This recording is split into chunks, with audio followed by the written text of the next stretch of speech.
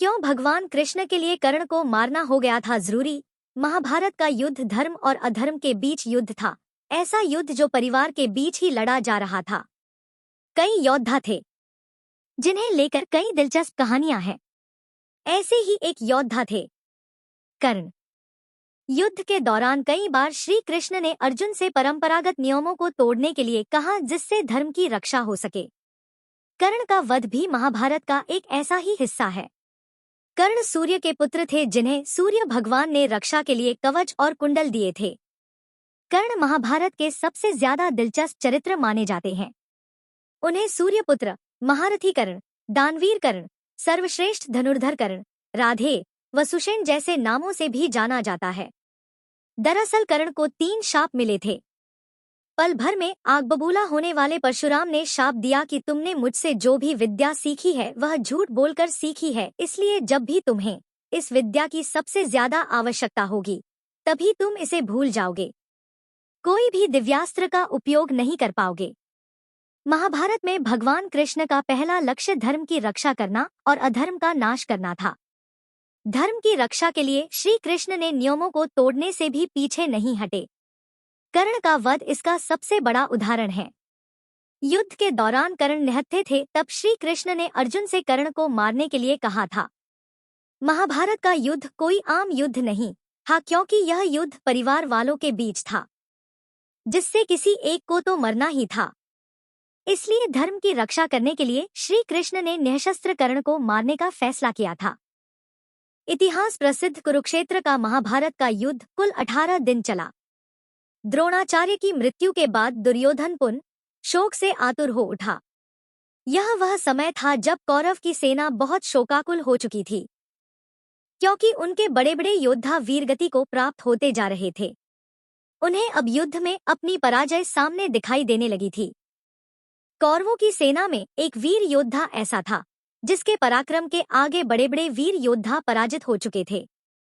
इस महान वीर योद्धा का नाम था कर्ण, जो कुंती और सूर्य देव के पुत्र थे। सूर्य पुत्र वीर कर्ण में एक महान योद्धा के सारे गुण थे। इसलिए अब कौरवों की ओर से युद्ध का नेतृत्व करने के लिए कर्ण को ही चुना गया। अब कौरवों को वीर योद्धा कर्ण से बहुत आशा थी कि संभवतः आज महाभारत के 17वें दिन कोई शुभ समाचार सुनने को मिले। अब द्रोणाचार्य के बाद कर्ण उसकी सेना का कर्णधार हुआ। महाभारत युद्ध के 17वें दिन पांडव की ओर से धनुर्धर अर्जुन और कौरव की तरफ से पराक्रमी कर्ण के मध्य युद्ध था। उस दिन जब पराक्रमी कर्ण शिविर से युद्ध भूमि की तरफ चलने लगे तो दुर्योधन ने भावुकतावश वीर कर्ण को अपने गले लगा लिया। कर्ण ने दुर्योधन की बात को सहर्ष स्वीकार करते हुए मामा महाराज शल्य को अपने रथ का सारथी बना लिया। युद्ध भूमि में धनुर्धर अर्जुन और वीर कर्ण के रथ आमने सामने थे।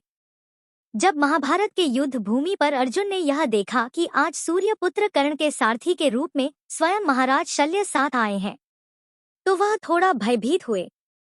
तब धनुर्धारी अर्जुन के सारथी बने श्री कृष्ण ने अर्जुन को सांत्वना दी। उन्होंने कहा कि हे अर्जुन, तुम क्यों भयभीत होते हो, जब मैं स्वयं तुम्हारे साथ हूँ। कहा जाता है कि धनुर्धारी अर्जुन और कर्ण के मध्य होने वाला युद्ध बहुत घमासान था। इस अभूतपूर्व युद्ध को आकाश से स्वयं सूर्यदेव के साथ साथ समस्त देवतागण भी देख रहे थे।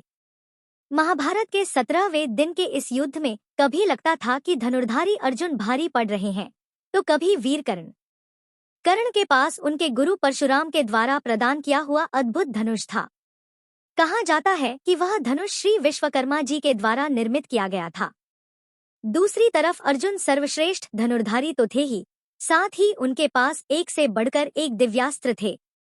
पुराणों में वर्णित है कि जब अर्जुन के बाणों की बौछार कर्ण के रथ पर पड़ती थी तो कर्ण का रथ 10 हाथ पीछे हट जाता था। लेकिन जब कर्ण अर्जुन की ओर अपना बाण चलाते थे तो अर्जुन का रथ थोड़ा ही, लगभग 3 हाथ पीछे जाता था। लेकिन यह दृश्य देखकर धनुर्धारी अर्जुन के रथ के सारथी भगवान श्री कृष्ण लगातार कर्ण की ही प्रशंसा किए जा रहे थे। तब कौतूहलवश धनुर्धारी अर्जुन ने भगवान श्री कृष्ण से पूछा कि भगवान, जब मैं अपना धनुष चलाता हूँ तो कर्ण का रथ 10 हाथ पीछे भाग जाता है, लेकिन जब कर्ण बाण चलाता है तो मेरा रथ थोड़ा ही पीछे हटता है। लेकिन ऐसी स्थिति में भी आप मेरी प्रशंसा करने के स्थान पर कर्ण की प्रशंसा क्यों कर रहे हैं? धनुर्धर अर्जुन की इस बात को सुनकर भगवान श्री कृष्ण मुस्कुराने लगे। उन्होंने अर्जुन से पूछा कि हे पार्थ, मुझे बताओ कि कर्ण के रथ पर कौन कौन है। अर्जुन ने उत्तर दिया कि कर्ण के रथ पर स्वयं कर्ण और उनके सारथी महाराज शल्य हैं। अब भगवान श्री कृष्ण फिर अर्जुन से पूछा कि अब बताओ कि तुम्हारे रथ पर कौन कौन है। अर्जुन ने उत्तर दिया कि भगवान आप, मैं और पताका के स्वरूप में विद्यमान स्वयं पवन पुत्र हनुमान। भगवान श्री कृष्ण ने कहा कि कर्ण के रथ पर केवल कर्ण और सारथी महाराज शल्य हैं।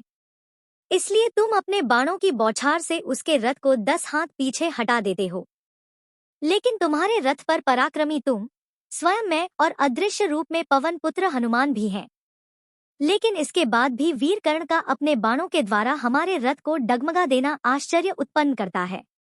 अब तुम ही बताओ वीर योद्धा कौन है। अर्जुन चुप हो गए, उन्हें सच का ज्ञान हो गया था। कुरुक्षेत्र में कर्ण और अर्जुन में घमासान युद्ध चल रहा था। अर्जुन अपनी पूरी शक्ति लगा रहे थे और कर्ण अपनी पूरी शक्ति लगा रहे थे। एक बार तो ऐसा लगा कि कर्ण अर्जुन पर विजय प्राप्त कर लेगा। यह वह समय था जब कर्ण ने अर्जुन के मस्तक को काटने के लिए नागास्त्र चलाया। नागास्त्र इतना शक्तिशाली था कि उससे बचाव के लिए अर्जुन के पास कोई तोड़ नहीं था, जिससे निश्चित रूप से अर्जुन का मस्तक धड़ से अलग हो सकता था।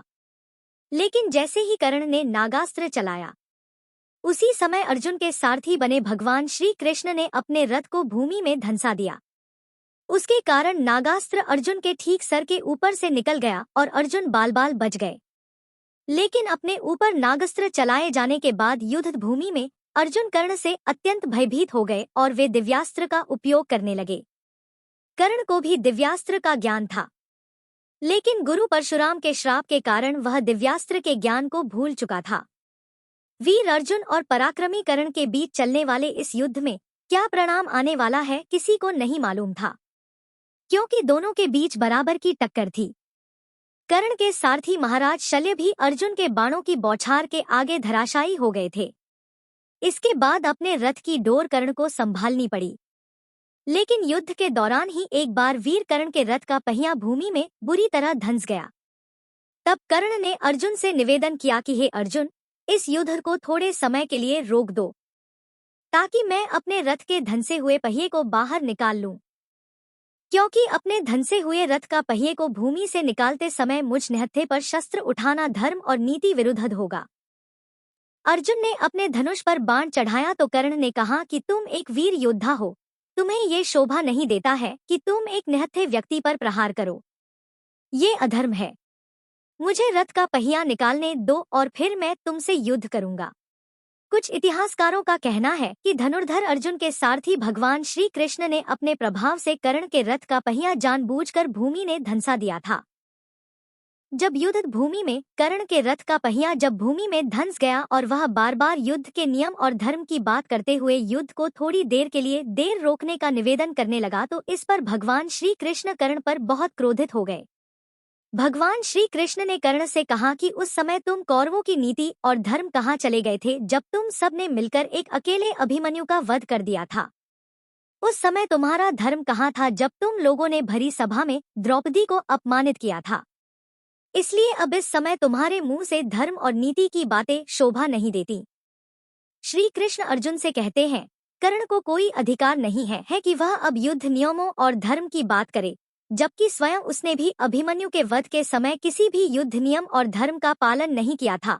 उन्होंने आगे कहा कि तब उसका धर्म कहाँ गया था जब उसने दिव्यजन्मा द्रौपदी को पूरी कुरु राजसभा के समक्ष वैश्या कहा था। द्युत क्रीड़ा भवन में उसका धर्म कहाँ गया था। इसलिए अब उसे कोई अधिकार नहीं कि वह किसी धर्म या युद्ध नियम की बात करे।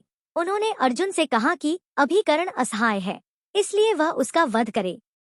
श्री कृष्ण कहते हैं कि अर्जुन, यदि तुमने इस निर्णायक मोड़ पर अभी कर्ण को नहीं मारा तो संभवतः पांडव उसे कभी भी नहीं मार सकेंगे और यह युद्ध कभी भी नहीं जीता जा सकेगा। इसके बाद भगवान श्री कृष्ण ने अर्जुन को आदेश दिया कि हे अर्जुन, अपना शस्त्र उठाओ और अपने शत्रु का वध कर दो।